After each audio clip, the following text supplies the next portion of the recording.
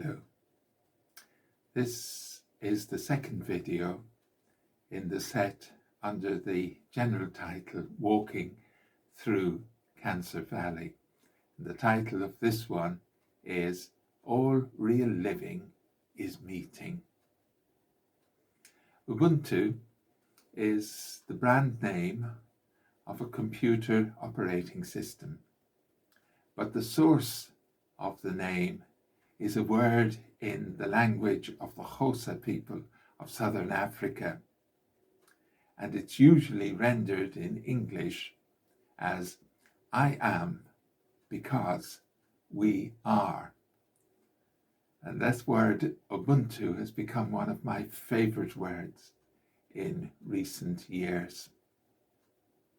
Archbishop Desmond Tutu defines it like this: Ubuntu speaks to the very essence of being human, saying my humanity is caught up, is inextricably bound up in yours. We belong in a bundle of life. And so, he says, we say in our part of the world, a person is a person through other persons. It says not, I think, therefore I am. It says rather, I am human because I belong, I participate, I share. The importance of relationships with others is surely something of which we have become very aware in this time of pandemic. We've been unable to meet face to face with family members and friends. And for some, it's been especially heartbreaking not to be able to be with loved ones who may perhaps be in a COVID ward on a ventilator or in a care home and suffering from dementia. For me in the hospital ward, and for Val and the rest of the family here in Leighton Buzzard or up in Leeds, telephone conversations, text messages, WhatsApp video chats have been such comforting lifelines when visits to the hospital were not allowed.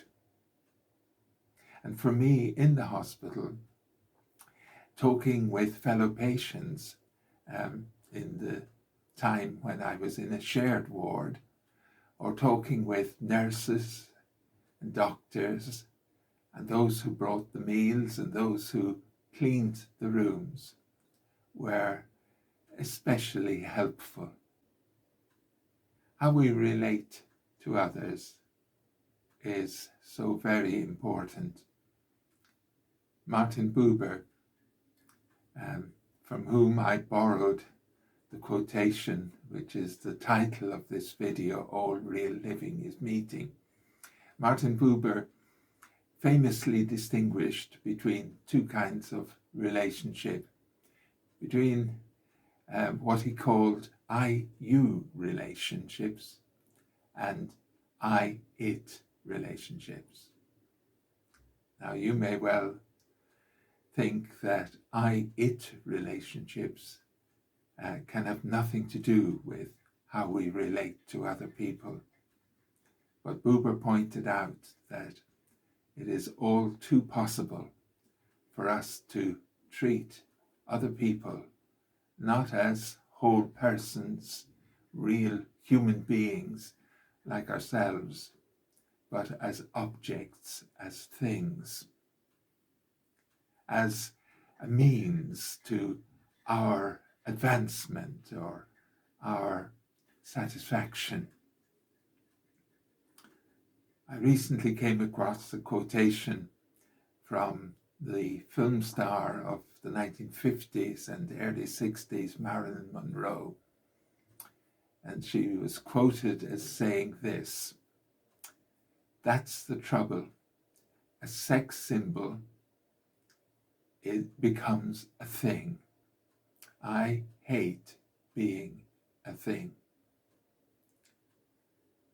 I Googled this quotation and I discovered that it was from an interview with Life magazine, an interview that was published just 2 days before Marilyn Monroe died in her home in Los Angeles at the age of 36 because of an overdose with barbiturates.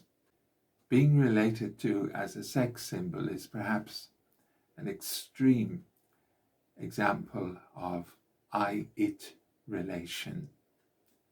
But there are many other less extreme ways in which we may relate to others, not as a person, but as a thing. We can so easily dehumanize the other person by, for example, not really listening to what they say, not putting them first. How often in a conversation do we find ourselves not listening to the other person, but actually preparing what we're going to say next? Jesus said, "Love the Lord God with all your passion and prayer and intelligence and energy. Love others as well as you love yourself. There is no other commandment that ranks with these." And that comes from Mark chapter 12, verses 30 and 31, as paraphrased in the Message. One of the books that I read on Kindle when I was in hospital was The Road to Character by David Brooks. And I was deeply moved by what he had to say about what he called the big me culture, and all he had to say about the importance of our love for other people. It's a recently published book, but I wish I could have had it back when I was a teenager, just moving into working life. Talking about how we relate to others and how they relate to us, I've mentioned doctors and nurses and other hospital staff. The title of the next video in this set is Nurses and Other Wonderful Human Beings. Thank you.